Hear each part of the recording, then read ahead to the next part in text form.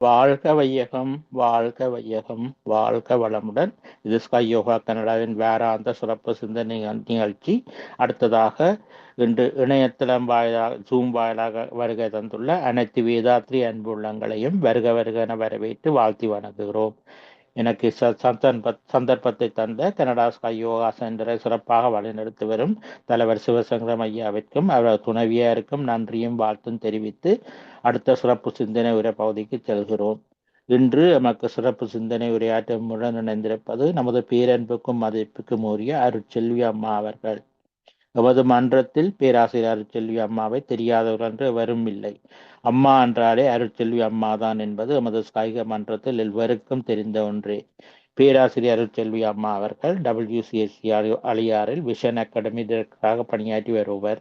மகரிஷியுடன் சிறு வயதிலிருந்தே அவர் அரவணைப்பில் வளர்ந்து மகரிஷி அவர்களின் அருளை பெற்றவர்.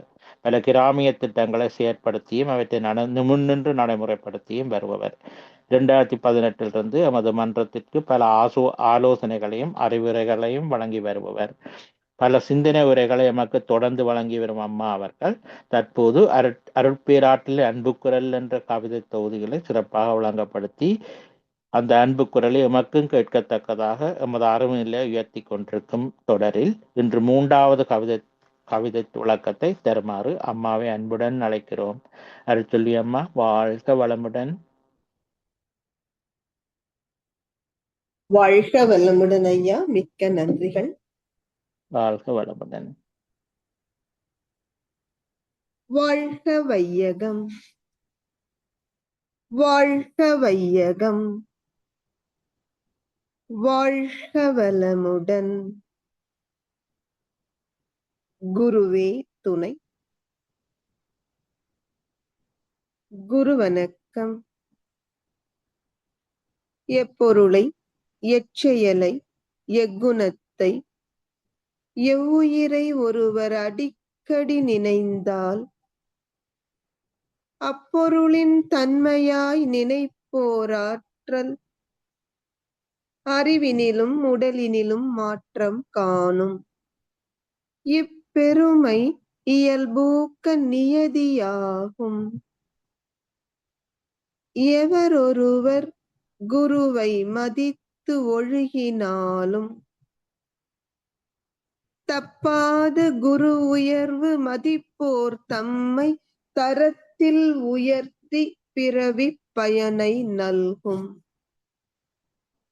தப்பாத குரு உயர்வு மதிப்போர் தம்மை தரத்தில் உயர்த்தி பிறவி பயனை நல்கும். பிறவி பயனை நல்க வல்ல குருவின் திருவடிகளை நம் மனம் மொழிமைகளால் வணங்கி மகிழ்வோம். இந்த உயர்ந்த சிந்தனையில் பங்கு கொள்ளும் நல்வாய்ப்பை புனிதமான கருமையத்தை தந்ததன் மூலமாக நமக்கு வழங்கி இருக்கும் அன்னையை தந்தையை மதிப்போடு மனதில் இருத்தி உருக்கத்தோடு வணங்கிக் கொள்வோம். கனடா ஸ்கை சென்டரின் தகைமை சான்ற தலைவர் நம் அனைவரது உள்ளத்திலும் தனக்கென்று ஒரு தனி இடம் பிடித்திருக்கும் மேன்மை மிக்க அறிஞர் சிவசங்கரம் ஐயா அவர்களுக்கும் அவரது அன்பு துணைவியாருக்கும் எனது பணிவான வணக்கங்களும் ஆழியார் அறிவுத்திருக்கோவிலில் இருந்து வாழ்க வளமுடன் என்ற இனிய நல்வாழ்த்துக்களும். ஐயா அவர்களுக்கு பல வகையிலும் ஒத்துழைப்பு நல்கி கனடா ஸ்கை சென்டரை திறம்பட நடத்தி கொண்டிருக்கும் சான்றோர் பெருமக்கள் ஒவ்வொருவருக்கும் எனது பணிவான வணக்கங்கள். வாழ்க வளமுடன் என்ற இனிய நல்வாழ்த்துக்கள். ஆசான் அருட்தந்தை அவர்கள் வழியில் நாளும் நாளும் அறிவிலே உயர வேண்டும். அந்த அறிவு வெளிச்சத்தில் வாழ்வாங்கு வாழ வேண்டும். வாழத் தெரியாதவர்க்கும் வழிகாட்ட வேண்டும் என்னும் உயர்ந்த நோக்கத்தோடு இந்த ஞாயிற்றுக்கிழமை வேளையிலும் இந்த இணைப்பில் இணைந்து கொண்டிருக்கும் அன்பு சகோதர சகோதரிகளான உங்கள் ஒவ்வொருவருக்கும் எனது பணிவான வணக்கங்களும் வாழ்க வளமுடன் என்ற இனிய நல்வாழ்த்துக்களும். எனக்கு உண்மையில் ஒரு நிமிடம் சிவா ஐயா அவர்கள் உடல் நலத்திற்காக ஒரு வாழ்த்து என்று சொன்ன பொழுது நாம் படிக்கிற பேசுகிற தத்துவங்களை எல்லாம் மீறி ஒரு நொடி மனம் திடுக்குற்றது என்பது சத்தியம். ஐயா அவர்கள் எப்பொழுதும் ஒரு சிரித்த முகத்தோடு உற்சாகமாக தொண்டாற்றுபவர். எனவே அருட்தந்தை அவர்களது அருள் ஆசிகள் அவருக்கு பூரணமாக துணை இருந்து விரைவில் உடல் நலத்தையும் அவருக்கு பூரணமாக தந்து உதவ வேண்டும் என்ற ஒரு பிரார்த்தனையோடு நான் தொடங்குகிறேன்.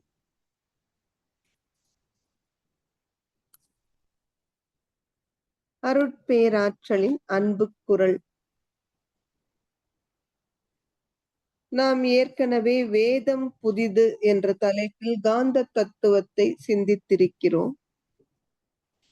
அப்போ அந்த வேதம் புதிது என்ற தலைப்பில் காந்த தத்துவம் சிந்தித்த பொழுதே நாம் பார்த்தோம். காந்த தத்துவம் என்பது அருட்தந்தை 1990ஆம் ஆண்டு அமெரிக்க தேசத்தினுடைய கலிபோர்னியா மாநிலத்தில் யக்காவேலி என்ற நகரத்தில் ஒரு வன ஆசிரமத்தில் எழுதிய 12 பாடல்கள். அதே அமெரிக்க தேசத்தில் 2 ஆண்டுகள் கழித்து 1992ஆம் ஆண்டு மே மாதம் இம்முறை லாஸ் ஏஞ்சலிஸ் நகரில் சாண்டா மானிகா என்ற பகுதியில் ஒரு வாடகை வீட்டில் தங்கி இருந்த பொழுது அருட்தந்தை அவர்களது உள்ளத்தில் பொங்கிய கவிகள் அருட்பேராற்றலின் அன்பு குரல் என்ற தலைப்பில் ஒரு 10 கவிதைகள் எழுதுகிறார்கள். அதை தனது 82வது பிறந்த நாள் பரிசாக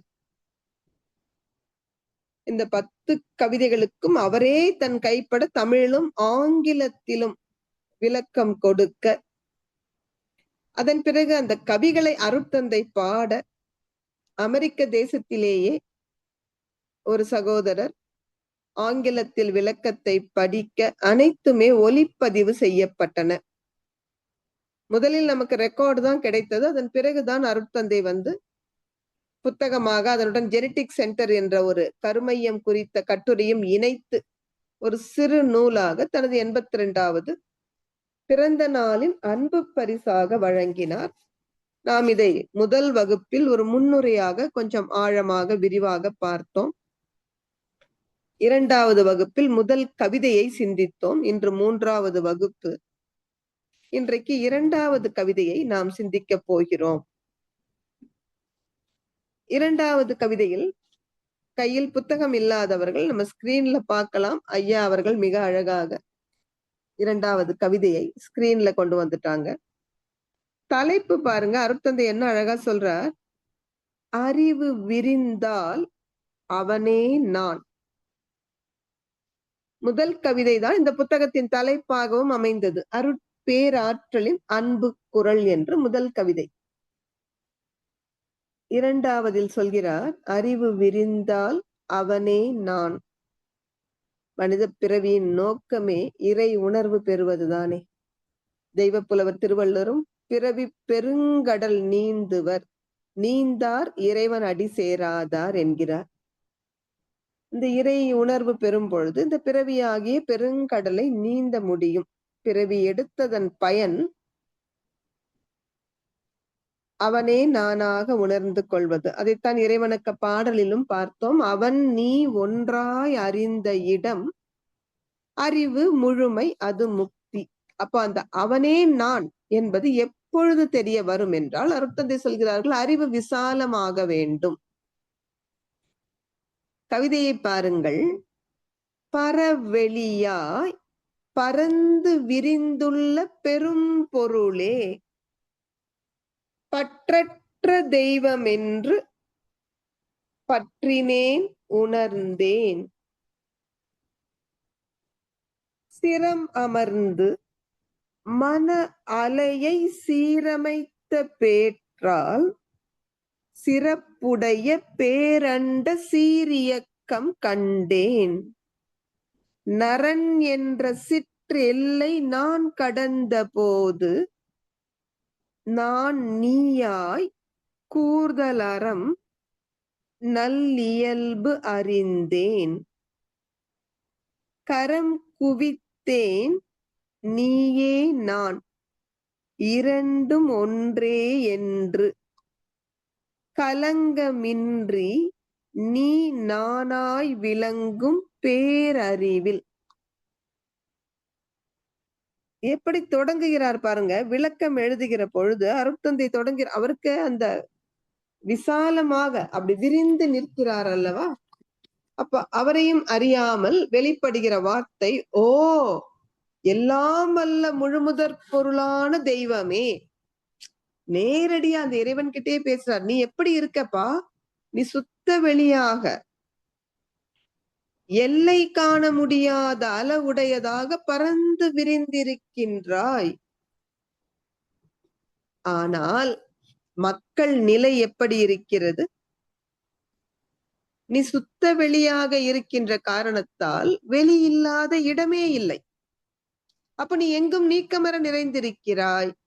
ஆனால் மக்கள் உன்னை கண்ணால் பார்த்து கொண்டே வெளி என்றால் அது சூனியம்தானே, ஏதுமற்றது என்று அலட்சியம் செய்கிறார்கள்.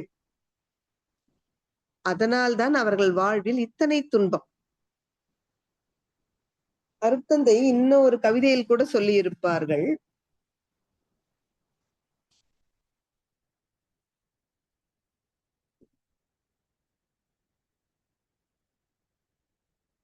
அறிவில் நிறைவு பெற்ற ஆனந்த கவி. அதுல சொல்றாரு, என்ன சொல்றார்? இன்று நான் நிறைவு பெற்றேன் இறைவா, இன்று நான் நிறைவு பெற்றேன்.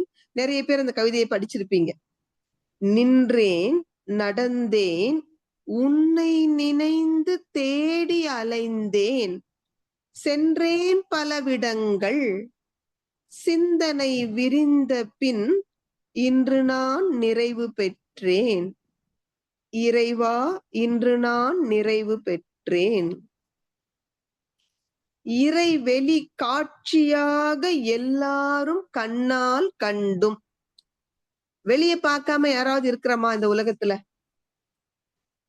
அப்போ அந்த வெளியை இறை காட்சியாகத்தான் எல்லாம் கண்ணுல பார்க்கிறோம். ஆனால் நம்ம என்ன சொல்றோம்? இறைவன் எப்படி இருக்கிறான்? அவன் மறைபொருள். இந்த ஊனக்கண்ணை கொண்டு இறைவனை காண முடியாது. இறைவெளி காட்சியாக எல்லாரும் கண்ணால் கண்டும் மறைவாய் உள்ளாய் நீ என்று மாற்றுரை பகர்கின்றார். பாருங்க, பொய்ங்கிற வார்த்தையை கூட அருட்தந்தை பயன்படுத்த விரும்பல. அதனாலதான் திருவள்ளுவர் சொன்னார், நிறைமொழி மாந்தர் பெருமை நிலத்து மறைமொழி காட்டிவிடும். அவர்கள் வார்த்தை அவர்களது பண்பு நலனை சொல்லிவிடும். தமிழ் மிக மிக மேன்மையானது ஒரு மொழி. உதாரணத்திற்கு பாகற்காய் என்று ஒன்று பெயர் வைத்திருக்கிறோம் நம்ம.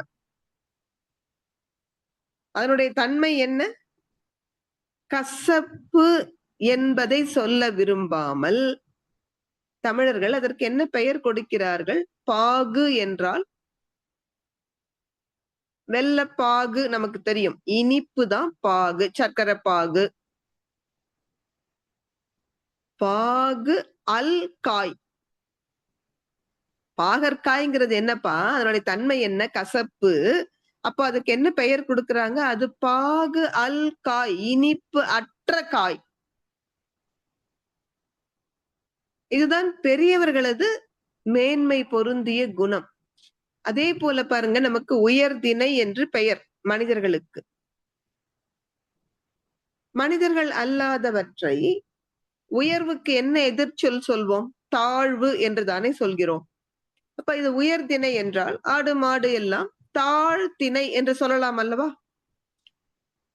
ஆனால் தமிழருக்கு தெரியும், ஆடு மாடு மரம் செடி கொடி எல்லாம் இறைவன் தானே, இறைவனது வெளிப்பாடு தானே. எனவே என்ன சொல்கிறார்கள்? உயர்திணை அல்ல இது, அல் திணை, இது உயர்வு அல்ல, அக்ரிணை என்று கொடுத்தார்கள். அது போல அருட்தந்தை இங்க பொய்ன்னு சொல்ல விரும்பலை. அவர், இறைவா உன்னை கண்ணால பார்த்து கொண்டே இந்த மனிதர்கள் என்ன சொல்றாங்க, நீ மறைவா இருக்கிறாய் என்று மாற்றுரை, எது உண்மையோ அதை மாற்றி ஒரு உரை சொல்கிறார்கள். ஆனால் உண்மை என்னவென்றால், எப்படி நாம் அமாவாசை முடிந்து அந்த 3ஆம் பிறை நம் கண்ணுக்கு தெரிகிறதோ, அந்த பிறை சந்திரன் மெல்ல மெல்ல வளர்ந்து பௌர்ணமி அன்று முழுவதும் பிரகாசிப்பது போல இந்த மனிதர்கள், மாற்றுரை பகர்கின்ற மனிதர்கள் தங்கள் குறை அறிவை, பிறை நிலவு குறைவாகத்தானே இருக்கிறது, வளர்ந்து வளர்ந்துதானே அது முழுமை பெறுகிறது. அதே போல இந்த குறை அறிவை விரித்தால் இறைவா உன்னையே உள்கொள்ளலாம். பிறை முதலாய் சந்திரன் பெருத்து முழுவதாம் போல் குறை அறிவை விரித்தால் கொள்ளலாம் உனை உள்ளே. இன்று நான் நிறைவு பெற்றேன் இறைவா, இன்று நான் நிறைவு பெற்றேன். அப்ப நாமும் நிறைவு பெற முடியும். எப்போ? இந்த அறிவை விரிக்கும் பொழுது. அறிவு விரிய விரிய அந்த இறை உணர்வு இயல்பாக பிரகாசிக்கிறது. சூரியனை வானில் மேகம் மறைக்கிறது. அந்த மேகம் விலகும் பொழுது சூரிய கதிர்கள் பளிச்சிடுவதை போல, யாரும் சூரியனை எங்க இருந்து கொண்டு வந்து வைக்க வேண்டிய அவசியம் இல்லை, அது அங்கதான் இருக்கு. மேகத்தால் மறைக்கப்பட்டிருந்தது, மறைத்து கொண்டிருந்த மேகம் விலகும் பொழுது சூரிய கதிர்கள் நமக்கு சுடர்விட்டு பிரகாசிப்பதை போல இந்த குறை அறிவை மட்டும் நீங்கள் விரித்தால் இறைவனை உணரலாம். இறைவனை தேடி எங்கேயும் போக வேண்டாம். தமிழ் கடவுள் என்றுதான் பெயரே சொல்கிறது. என்ன பொருள்? கட கூட்டல் உள், கடந்து உள்ளே செல், இறை தரிசனம் கிட்டும். ஆங்கிலத்திலும் அதுதானே வார்த்தை. காட் என்றால் கோ டீப், ஆழமாக, இன்னர் டிராவல் என்று சொல்கிற அகத்தவத்தின் மூலமாக அந்த இறைவனை உணர்ந்து கொள்ள முடியும். டிவைன் என்ற சொல்லும் அதைத்தானே சொல்கிறது. டைவ் இன், நீ உள்ளே திரும்புப்பா, வெளிப்புறமாகவே அலைந்து கொண்டிருக்கிறாய். முதல் கவிதையில் பார்த்தோம் இல்லையா, அகத்தவத்தில் என் மனதை உயிரின் மீது வைத்தேன், அலை விரைவு குறைந்து மனம் நிலைத்து அறிவாச்சு. அந்த அலை விரைவு குறைகிற பொழுதுதான் இறை தரிசனம் கிட்டும். அப்போ இறைநிலையின் தன்மை என்ன? அது பற்று அற்றது, விருப்பு வெறுப்புகள் இல்லாதது, நிர்குணம் என்று சொல்வோம் அல்லவா. அதனாலதான் அருட்தந்தைய ஒரு இடத்துல எழுதுவாங்க, இறைவனுக்கு கருணை என்பது ஏது? இறைநிலையை உணர்ந்த மகான்களுக்கே கருணை என்பது உண்டு. ஈசன் நிலைக்கு கருணை என்பது ஏது? ஈசன் நிலை அறிந்தோர்க்கே கருணை என்பது உண்டு. அதனாலதான் நம்ம பெரியவர்கள் இறைவன் பெரியவரா குரு பெரியவரா என்றால் குருதான் பெரியவர் என்று சொன்னார்கள். குரு சொல்லித்தான் நமக்கு தெய்வ தரிசனம் கிட்டுகிறது என்பது ஒரு பக்கம். இன்னொரு பக்கம் இறைவன் மிக துல்லியமான இறை நீதியை செயல்படுத்துபவன். அதனாலதான் இஸ்லாம் சகோதர சகோதரிகளது புனித மறையான அல் குர்ஆனில் ஒரு அழகிய வசனம் உண்டு. கியாம நாளில் நாம் துல்லியமான தராசுகளையே வைத்திருப்போம், கடுகத்தனை நன்மையும் கணக்கில் எடுத்துக் கொள்ளப்படும், கடுகத்தனை தீமையும் கணக்கில் எடுத்துக் கொள்ளப்படும். பிறர்க்கின்னா முற்பகல் செய்யின் தமக்கின்னா பிற்பகல் தாமே வரும். தப்பிக்கவே முடியாது. அது இறை நீதி, செயலுக்கு விளைவு. அது மிக மிக துல்லியமானது. அந்த கணக்கு ஒரு பொழுதும் தவறாது. ஆனால் குரு என்பவர் எப்படிப்பட்டவர்? நாம் எத்தனை பாவம் செய்திருந்தாலும், எத்தனை குற்றம் குறைகள் உடையவராக இருந்தாலும் நம்மையும் அன்போடு கருணையோடு அரவணைத்து நாமும் உய்கின்ற வழியை காட்டுபவர். அருட்தந்தை ரொம்ப அழகா ஒரு கவிதையில சொல்லுவாங்க, பஞ்சமகா பாதகங்கள் செய்தோரேனும்.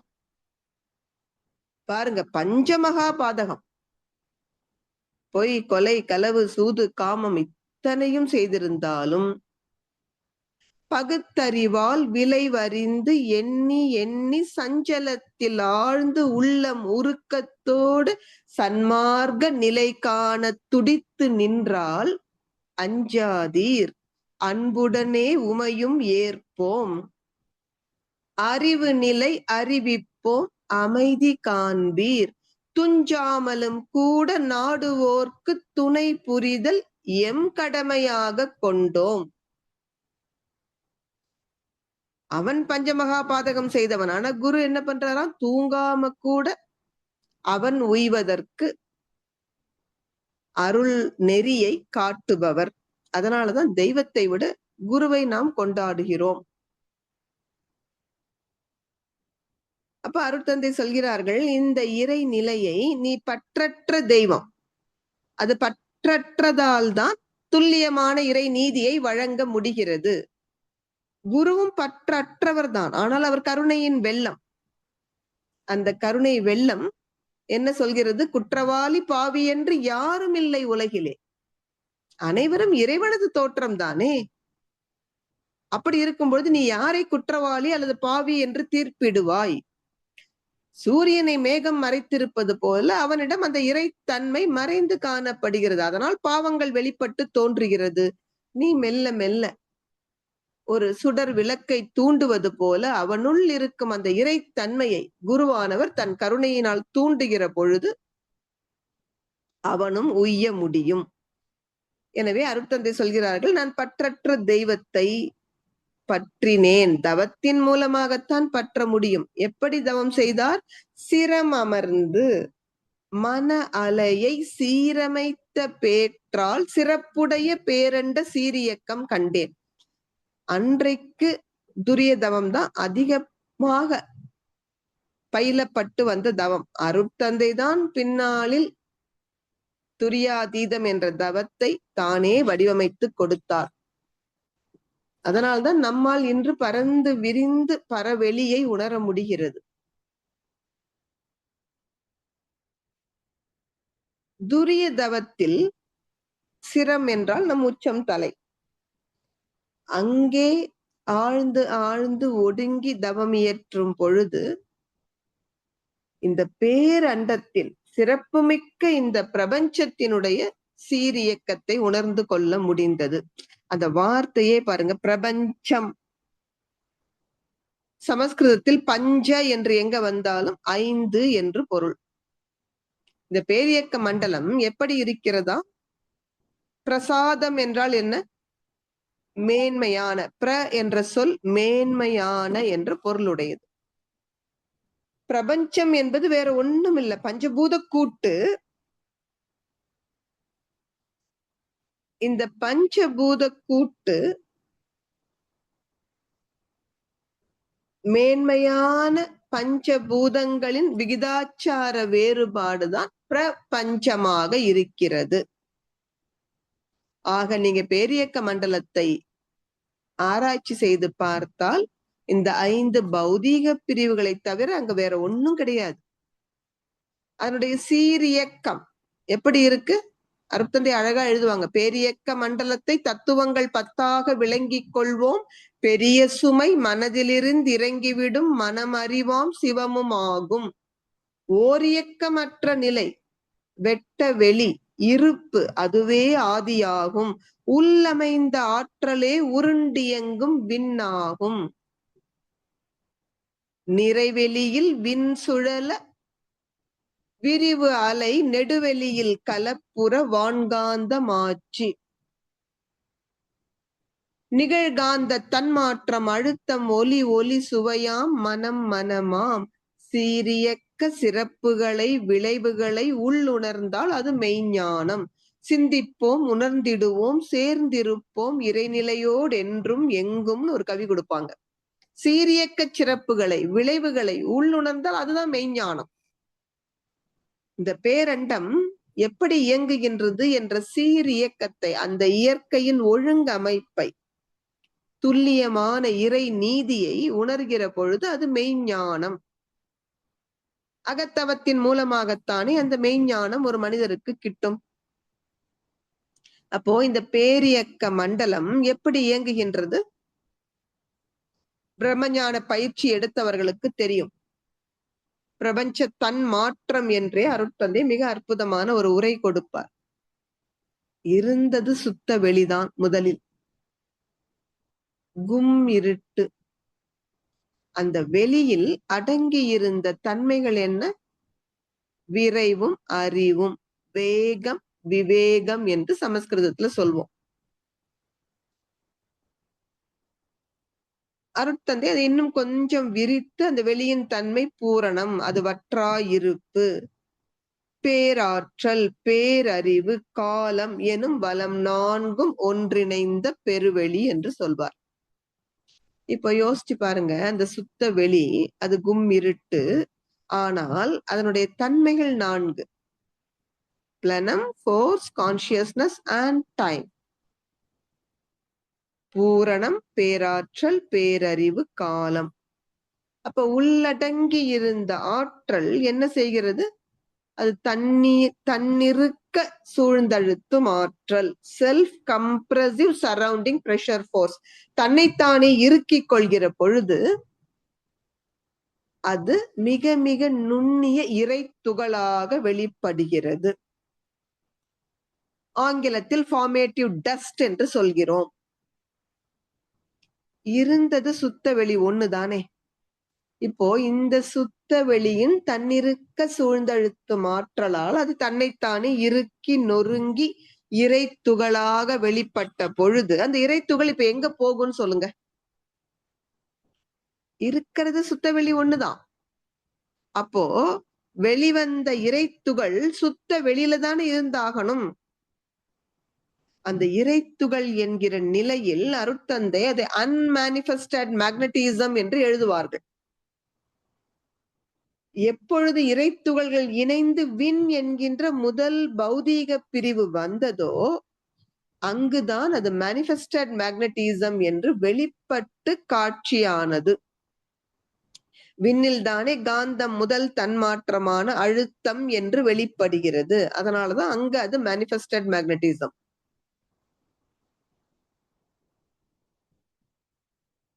இப்பொழுது சுத்த வெளி தன்னைத்தானே இறுக்கி நொறுங்கி இறைத்துகளானது. இறைத்துகள் இணைந்து விண் என்ற முதல் பௌதீக பிரிவு தோன்றியது. அருட்தந்தை இதை ரொம்ப அழகா ஒரு உதாரணம் லட்டு வச்சு சொல்லுவாங்க. நம்ம எல்லோருக்கும் லட்டு தெரியும், லட்டு சாப்பிட்டிருக்கோம். செய்யாதவர்கள் கூட, லட்டு பிடிக்க தெரியாதவர்கள் கூட என்ன பண்ணிருக்கோம்? சாப்பிட்டிருக்கோம். அதனால நமக்கு என்ன தெரியும்? இந்த லட்டுல என்ன இருக்கு? பூந்தி இருக்கிறது. இறைத்துகள் தான் பூந்தி. இந்த இறைத்துகள் இணைந்துதான் லட்டு வந்தது. அப்போ பூந்தி இணைந்து லட்டு வந்தது போல இறைத்துகள் இணைந்துதான் விண் என்ற முதல் பௌதீக பிரிவு தோன்றியது. அதன் பிறகு விண்ணினுடைய நெருக்கத்தின் காரணமாக நமக்கு தெரியும், ரொம்ப காலமாக விண் என்கின்ற ஒன்றுதான் இந்த பேரியக்க மண்டலம் முழுவதும் இருந்தது. பல பல ஆயிரம் ஆண்டுகளுக்கு பிறகு அந்த விண்ணினுடைய சுழல் வேகம் குறைந்த பொழுது, சுழல் வேகம் குறைந்த விண்ணை நடுவில் வைத்து சுழல் வேகம் அதிகமான விண் சுற்றி சுற்றி வர தொடங்கியது. இப்பதான் முதல்ல 2 விண் இணைந்தது. இதை நாம் ஹைட்ரஜன் H2 என்று சொல்கிறோம். லேசான காற்று. அப்ப அடுத்த பௌதீக பிரிவு வந்தாச்சு. விண்ணை தொடர்ந்து காற்று. இதே காற்று நமக்கு தெரியும் ஹைட்ரஜன்ல இந்த நைட்ரஜன் எல்லாம் சொல்லிக்கொண்டே வந்து O16 ஆக்சிஜனுக்கு என்ன சொல்றோம் 16 அணுக்கள் இணைந்தது. அப்ப அழுத்தம் அதிகமாகிவிட்டது. நெருப்புக்கும் காற்றுக்கும் என்ன வேறுபாடுன்னு நினைக்கிறீங்க? நெருப்பு வந்து காற்றே தான், ஆனால் அழுத்த காற்று டென்சிட்டி இஸ் மோர், அவ்வளவுதான். அப்ப லேசான காற்று ஹைட்ரஜன், அழுத்த காற்று ஆக்சிஜன், அதைத்தான் நெருப்பு என்று சொல்கிறோம். மூன்றாவது பௌதீக பிரிவு வந்து விட்டது. நீர் எப்படி உண்டானது? இன்றைக்கு சயின்ஸ் என்ன ஃபார்முலா சொல்லுது நீருக்கு? H2O, ஹைட்ரஜனும் ஆக்சிஜனும் இணைந்தது நீர். நம் பெரியவர்கள் அன்றைக்கே சொன்னார்கள், லேசான காற்றும் அழுத்த காற்றும் எங்கெல்லாம் ஒன்றோடு ஒன்று நெருங்கி ஒன்றின் இடைவெளியை இன்னொன்று இட்டு நிரப்புகிறதோ அங்கே நீர் என்ற ஒரு கோர்வை உண்டானது. Water is nothing but a continuous flow. அருட்தந்தையை போல விஞ்ஞானத்தை கொண்டாடியவர்கள் யாரும் கிடையாது. அருட்தந்தை தான் சொல்லுவாங்க, இந்த விஞ்ஞானம் வந்ததால எவ்வளவு சுலபமாக மெய்ஞானத்தை இன்று நாம் பேச முடிகிறது. அந்த காந்த தத்துவத்தை நம்ம படிச்சோம் இல்ல, எந்த ஒன்று அறிந்திடில் இறைவன் முதல் உயிர் வரை எல்லாவற்றையும் உணர்த்துமோ அதுவே காந்தமாம். முந்தையோர்கள் அகத்தவத்தால் முற்றுணர்ந்த போதினும் மொழிவதற்கு உவமையின்றி முட்டி மோதி நின்றனர். பெரியவர்களுக்கு தெரியாதது அல்ல, ஆனால் அன்றைக்கு விஞ்ஞானம் வளர்ச்சி பெறாததால் அவர்கள் உணர்ந்ததை உணர்ந்தவாறு விளக்க முடியாமல் முட்டி மோதி நின்றார்கள். ஆனால் எனக்கு கிடைத்த ஒரு வாய்ப்பு என்ன? அருட்தந்தை சொல்கிறார்கள், இந்த நாள் விஞ்ஞானமோ ஏற்றம் பெற்றதால் அதை இயங்கிடும் மின்சாரம் மூலம் எல்லோருக்கும் உணர்த்தலாம். சயின்ஸ் வந்ததுனால என் வேலை சுலபமா போச்சுப்பா. காந்தம், மின்சாரம் இதெல்லாம் கொண்டு எவ்வளவு ஈஸியா நம்ம விளக்கலாம். ஏன்னா இன்னைக்கு சயின்ஸ் தெளிவா சொல்லுச்சு, magnetism is nothing but attraction and repulsion. இதுல அட்ராக்ஷன் என்பது என்ன? இறைநிலையினுடைய இறுக்க ஆற்றல். ரிப்பல்ஷன் என்பது என்ன? விண்ணிலிருந்து வெளிப்படும் விரிவு அலை. அதனால அருட்தந்தை என்ன சொல்கிறார், இந்த நாள் விஞ்ஞானம் ஏற்றம் பெற்றதால், இன்னைக்கு சயின்ஸ் நமக்கு H2O சொன்னதுனால நம்ம ரொம்ப சுலபமாக பெரியவர்கள் சொன்ன அந்த லேசான காற்று அழுத்த காற்று இரண்டும் இணைந்த கோர்வைதான் நீர் என்பதை நாம இப்ப புரிஞ்சுக்கிறோம் விஞ்ஞானத்தின் துணை கொண்டு. ஆனால் அந்நாளில் நம் பெரியவர்கள் எந்த கருவிகளின் துணையும் இல்லாமல் ஒடுங்கி ஒடுங்கி ஒடுங்கி இறைநிலையோடு இரண்டரை கலந்து அங்கிருந்தே வாங்கி கொடுத்தாங்க. அருட்தந்தையே ஒரு கவிதையில சொல்வார் அல்லவா, ஏட்டினில் கை எண்ணம் அகண்டாகாரம் இயற்கை ரகசியம் மலர்ந்து எழுத்தாய் மாறும். அப்படித்தான் சொன்னாங்க எல்லா பெரியவங்களும். வியாசர் என்ன சொன்னாங்க? மகாபாரதம் வியாசர் சொல்ல சொல்ல விநாயகர் எழுதினார். என்ன பொருள் அதற்கு? இறைநிலையோடு அவர்கள் இரண்டரை கலந்து நின்ற நிலையில் வெளிப்பட்டது என்றுதான் பொருள்.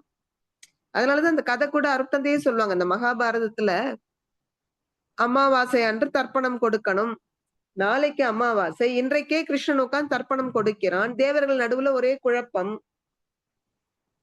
அருட்தந்தை சொல்லுவார், அந்த காலத்து அறிவாளி பட்ட பாடு அவனுக்கு பாமர மக்களுக்கு புரிய வைக்கணும். என்ன புரிய வைக்கணும்? சூரியனும் சந்திரனும் நேர்கோட்டில் வருவதுதான் அமாவாசை.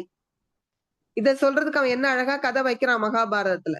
ஏண்டா கிருஷ்ணன் தர்ப்பணம் பண்றான் இன்னைக்கு, நாளைக்கு அமாவாசையாக இருக்கும் பொழுது எல்லாரும் குழம்பி போய் இவர்கிட்ட கேளு, பிரம்மதேவன்ட்ட அங்க போறாங்க. அவர் என்ன கேட்காத, அதற்கெல்லாம் கடவுள் சிவபெருமான் அங்க போய் கேளு. அங்க போய் நின்னா அவர் சொல்றார், இதுல நான் என்ன சொல்றதுக்கு இருக்கு? சூரியனும் சந்திரனும் சம்பந்தப்பட்ட விஷயம். இவங்க நேரா சந்திரன் கிட்ட போறாங்க. அவர் சொல்றாரு, அப்படியா கிருஷ்ணன் இன்னைக்கு தர்ப்பணம் பண்றானா? நாளைக்குத்தானே அமாவாசை, வாருங்கள் நேரடியாக போய் சூரியனையே கேட்டுடலாம். சந்திரன் தேவர்கள் புடை சூழ சூரியன் கிட்ட போய் நிக்கிறாரு. என்னப்பா கிருஷ்ணன் என்னமோ இன்னைக்கு தர்ப்பணம் பண்றானாமே, அமாவாசை நாளைக்குத்தானே. அப்ப சூரியன் சொல்கிற மாதிரி கதையை கொண்டு போறாங்க. என்றைக்கு நீயும் நானும் நேர்கோட்டில் இருக்கிறோமோ அன்றைக்குத்தானே அமாவாசை. இப்பதான் வந்துட்டே நீ எனக்கு நேர்ல, சந்திரனை பார்த்து சொல்கிறார். அருட்தந்தை சொல்லுவாங்க, ஆனா இந்த கதையின் சுவாரஸ்யம் மக்கள் இந்த விஞ்ஞான உண்மையை கோட்டை விட்டு விட்டார்கள். ஆனால் இன்றைக்கு நமக்கு விஞ்ஞானம் வளர்ந்திருப்பதால் ரொம்ப எளிமையாக விளக்க முடிகிறது.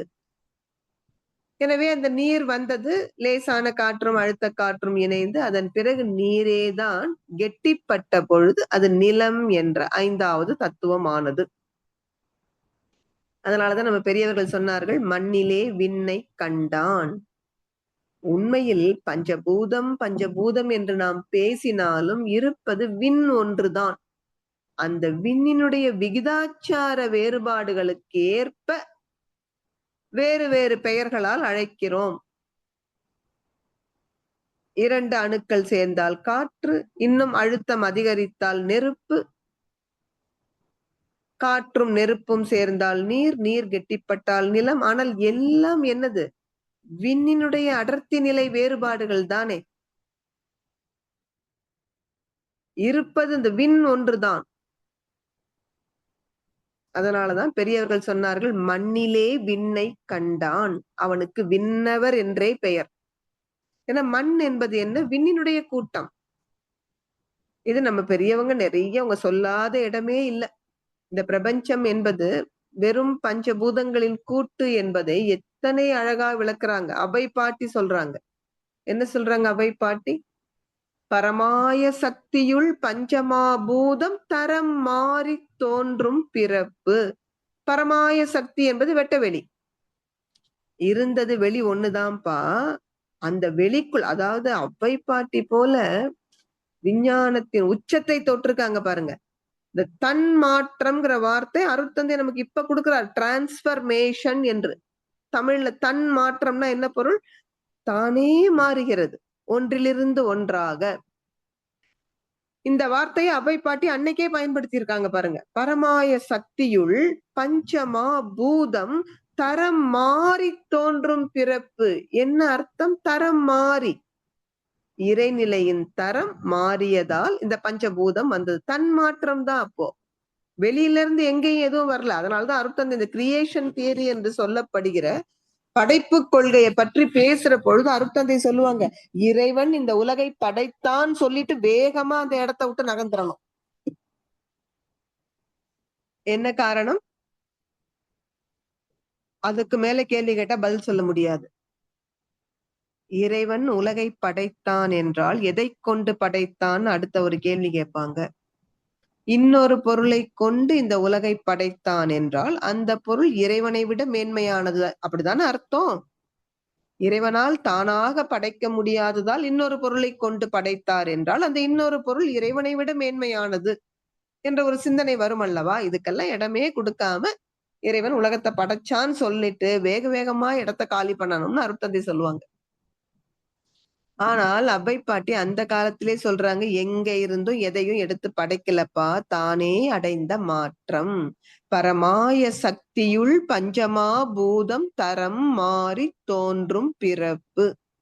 அதோட நிக்கல. அடுத்த குறள்ல அது எப்படி பிறந்தது கரெக்டா அந்த வரிசை சொல்றாங்க. நிலம் 5, நீர் 4, நீடங்கி 3, உலவை 2, 1 விண். உலவை என்றால் காற்று.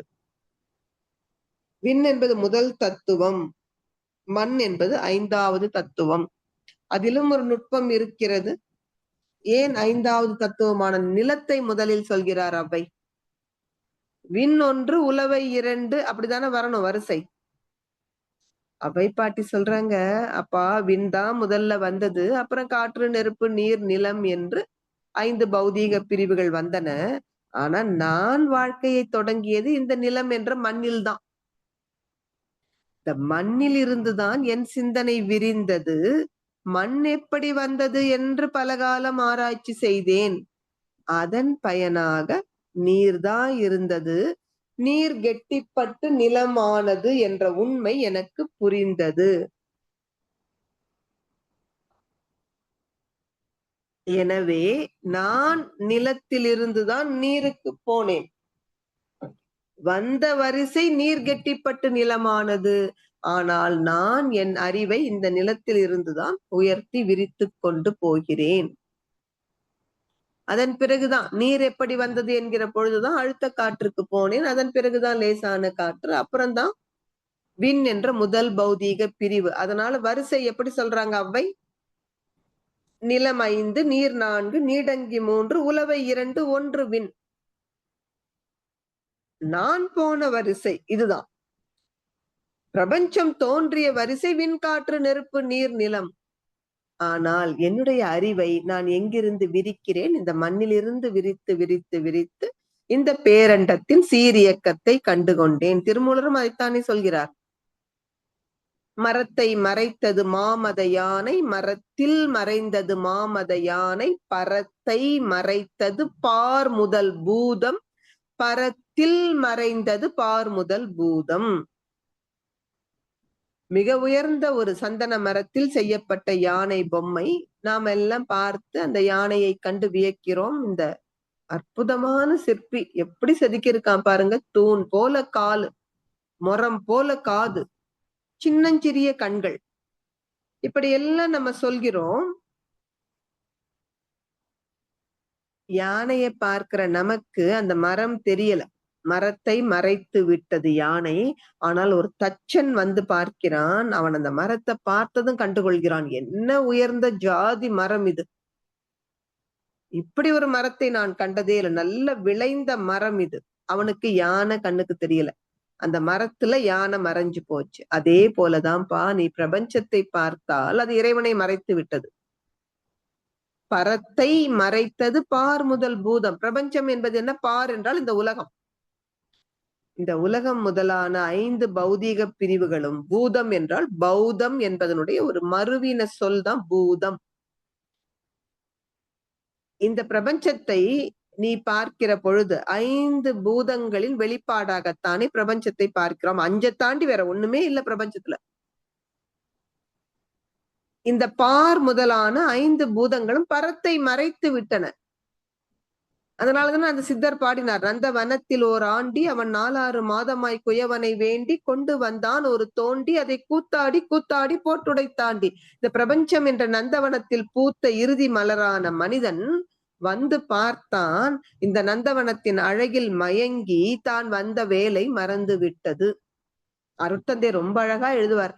வினைப்பதிவாம் சுமையை விடுத்து தூய்மை பெறவே நினைவாய் உடல் எடுத்தேன், நிலம் மீது வீழ்ந்த பின்னே எனை மறந்தேன், எந்தன் வினை மறந்தேன், இறைவா உனை மறந்தேன், ஆனால் நீ உள் நிறைந்த எனை மீட்டு இன்ப ஊற்றாய் நிறைந்த இறைவா. நாம மறந்துட்டோம் இறைவனை. ஆனா இறைவன் நம்மை மறப்பதே இல்லை. நாம தொடர்ந்து தவறு செய்து கொண்டே போவோம். இறைவன் அந்த தவற்றுக்கு விளைவாக துன்பத்தை கொடுத்து நம்மை திருத்திக் கொண்டே இருக்கிறார். துன்பம் வருதுன்னா அது இறைவனது கருணையற்ற செயல் நினைக்காதீங்க. இறைவன் நமக்கு கொடுக்கிற எச்சரிக்கை ஒலி அது. அப்பா நீ போற பாதை சரியில்லை, திருந்திக்கொள். அதை அலட்சியம் செய்துட்டு மீண்டும் தொடர்ந்து அந்த பாதையிலே போனோம்னா துன்பம் தான் படணும்.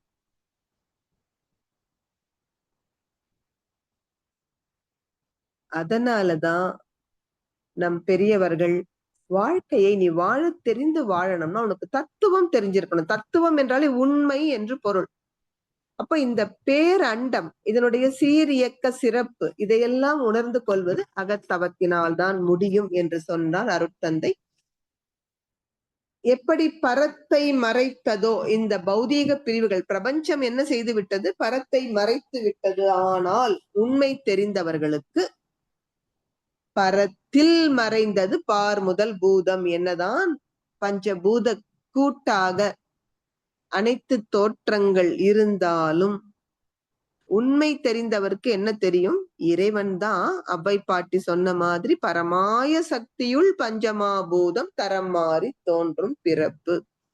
இறைவனேதான் அசைவிலே அணுவானான், அணுக்கள் கூட்டிலே இந்த தோற்றமாக இருக்கிறான். பிரபஞ்சத்தில் எந்த பொருளை எடுத்தாலும் அது இறை காட்சிதான் என்கிற இடம் தவத்தில் ஆழ ஆழ ஆழ செல்லும் பொழுதுதான் கிடைக்கும்.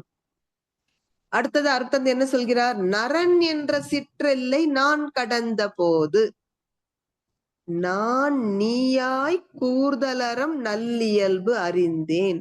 நரன் அந்த வார்த்தையே நமக்கு தெரியும். ஏன் சுவாமி விவேகானந்தருக்கு அவங்க அம்மா நரேந்திரன்னு பேர் வச்சாங்க? நரன் என்ற மனிதர்களுக்கெல்லாம் இவன் தலைவனாக இருக்கணும். நரேந்திரன். இந்த உடல் வரையில் நான் என்று எல்லை கட்டி நிற்கிற பொழுதுதான் அந்த சொல்லே நரகம் என்று சொன்னார்கள். இந்த சிற்று எல்லையில் இருந்தாலே அது துன்பம்தான். அப்ப இந்த சிற்றெல்லையை கடந்து இந்த உடல் வரையில் நான் என்று எண்ணிய எண்ணத்தில் இருந்து என் மனதை விரித்து இந்த பிரபஞ்சம் வரை நான் விரிந்து நிற்கிற பொழுது, அதையும் கடந்து சுத்த வெளியையும் உணர்ந்து கொண்ட பொழுது, அதுதானே பற்றற்ற தெய்வம் என்று பற்றினேன் என்று முதல்லயே சொன்னார். அந்த வெளி அளவிற்கு விசாலமாக நான் விரிந்து நிற்கிற பொழுது, விரியணும்னா இந்த சிற்றெல்லையை கடக்கணும். நம்ம இந்த குழந்தைங்கள்ட்ட என்ன சொல்லுவோம்? இந்த குழந்தை கை நிறைய சாக்லேட் வச்சிருக்கு. இப்ப நம்ம ஐஸ்கிரீம் வாங்கிட்டு வரோம். குழந்தை ஓடி வரும் ஐஸ்கிரீமை பார்த்ததும். அப்ப நம்ம என்ன சொல்றோம்? ஏற்கனவே உன் கையில இருக்க சாக்லேட்டை நீ கீழே போட்டாதானே இந்த ஐஸ்கிரீமை பிடிக்க முடியும். அதே போலதான் இந்த நான் உடல் வரையில் எல்லை கட்டி நிற்கிறோம் பாத்தீங்களா? இந்த நரன் என்ற சிற்றெல்லையை கடக்கணும். கடந்தால்தானே அறிவு விரிய முடியும். ஆனா அப்படி கடக்க விடாமல் தான் பதிவுகள் நம்மை பிடிச்சு இழுக்குது. அது அந்த அழுகணி சித்தர் அப்படியே அற்புதமா பாடுறாரு பாருங்க. காட்டானை மேலேறி கடைத்தெருவே போகையிலே நாட்டார் நமை மறித்து நகை புரிய பார்ப்பரன்றோ. நாட்டார் நமை மறித்து நகை புரிய பார்த்தாலும் காட்டானை மேலேறி என் கண்ணம்மா கண்குளிர பாரேனோ. அவ்வளவு சுலபமா நாம இந்த உடலை விட்டு விரிய முடியல. புலன்கள் நம்மை பிடித்து இழுக்கின்றன. எல்லோருக்கும் இது இயல்பு. ஜானேர்னா மனசருக்கும். ஆனால் விடாமுயற்சியோடு தொடர்ந்து பயிற்சி செய்கிற பொழுது வெற்றி கிட்டும். அப்போ அந்த நரன் என்கின்ற சிற்றெல்லை, குழந்தை கையில இருக்க சாக்லேட்டை போட்டாதான் ஐஸ்கிரீமை வாங்குற மாதிரி இந்த சிற்று எல்லையில் இருந்து நீங்கள் கடந்து வரும் பொழுதுதான் அறிவு விரிய முடியும். அந்த விரிந்த நிலையில்தான் இறைவனும் நானும் ஒன்று என்பது புரியும். அந்த கூர்தல் அறம் என்கின்ற செயல் விளைவு நீதி நமக்கு புரியும்.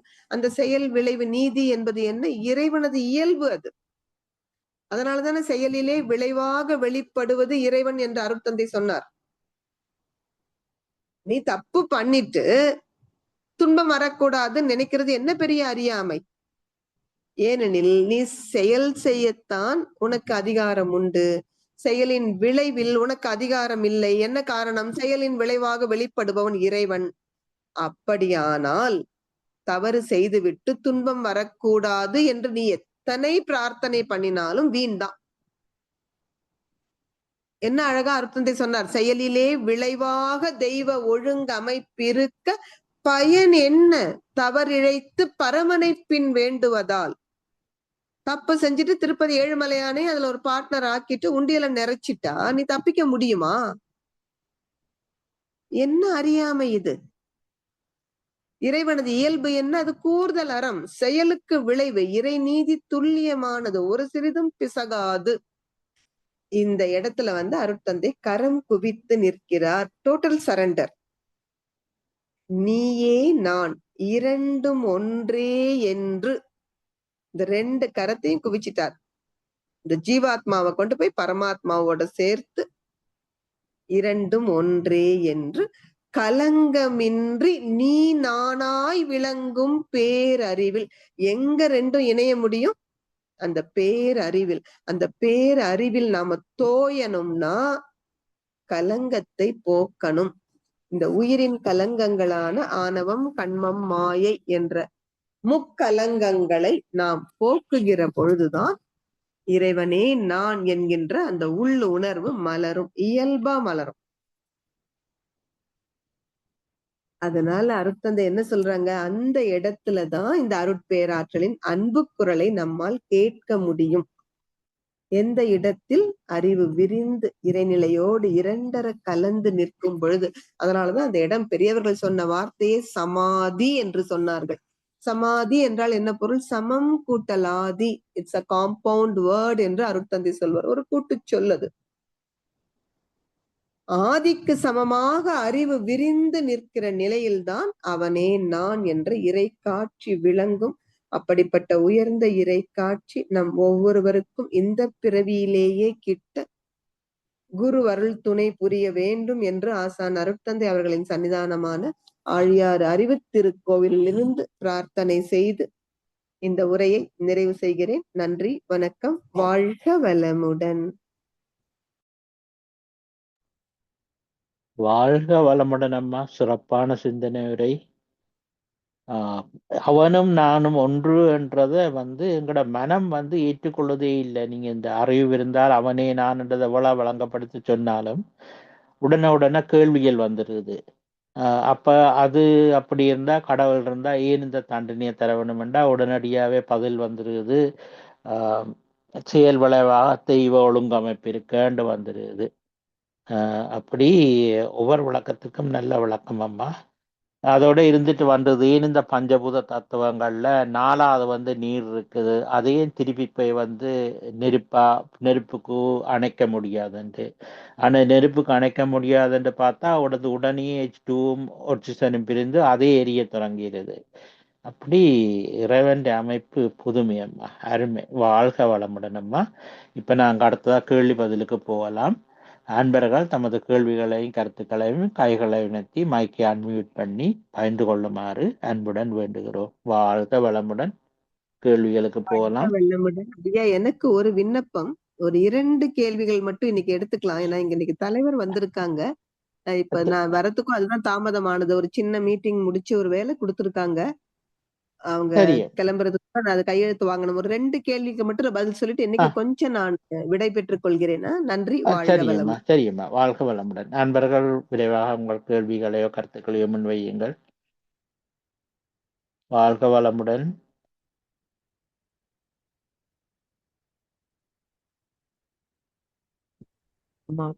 வாழ்க வளமுடன். சொல்லுங்க. வாழ்க வளமுடன். வாழ்க வளமுடன். அம்மா, நீங்க சொன்னீங்க சுத்த வழி கும்மிருட்டு அந்த துரியாதீத தவத்தை பத்தி கொஞ்சம் விளக்குனீங்க. அதுல பூரணம், பேராற்றல், பேரறிவு, காலம், தூரம், பருமன்னு சொன்னீங்க. அது நம்மளுக்கு அது தத்துவன்றது இப்போ உங்க வாயால கேட்கும்போதுதான் அது திரும்ப திரும்ப திரும்ப அந்த துரியாதீத தவத்தினுடைய நம்மளுடைய அறிவே தெய்வம்ன்ற மாதிரி இப்ப அந்த 5ஐயும் சேர்த்து நீங்க சொல்லும்போது தான் நமக்கு இன்னும் கொஞ்சம் விளக்கமா எத்தனை தரம் கேட்டாலும் இது புரியாதான் இருக்கு. ஆனா நீங்க அடிக்கடி சொல்லும்போது இது கொஞ்சம் கொஞ்சமா மனசுல பதியுதுமா. அதுக்கப்புறம் அமாவாசையை பத்தி சொன்னது ரொம்ப ரொம்ப அருமையா இருந்ததுமா. வாழ்க வளமுடன். வாழ்க வளமுடன். கருத்துக்களுக்கு நன்றி அம்மா. கேள்வி இல்லைன்னு நினைக்கிறேன். வேற யாரும் கேள்வி கேட்குறீங்களா? வாழ்க வளமுடன்.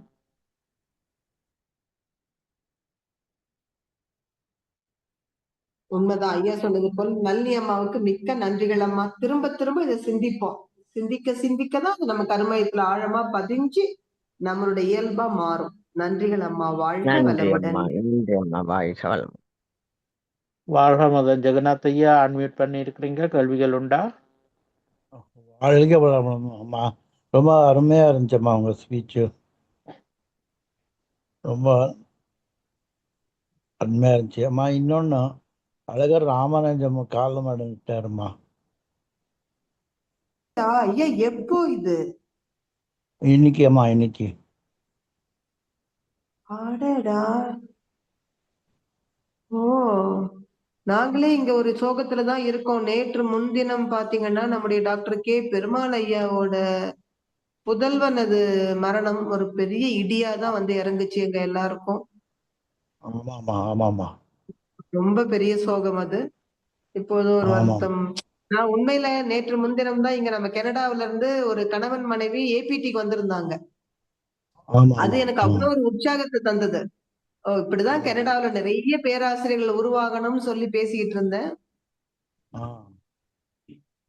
இது ஒரு சோகமான செய்தி. ஆனா எங்கேயும் போகல. அவங்களுக்கு உயர்ந்த எண்ணங்கள் எல்லாம் நிச்சயம் வான்காந்த களத்தில் இருந்து நம்மையும் நம் அறிவை உயர்த்தி கொள்ள உதவி செய்யும்.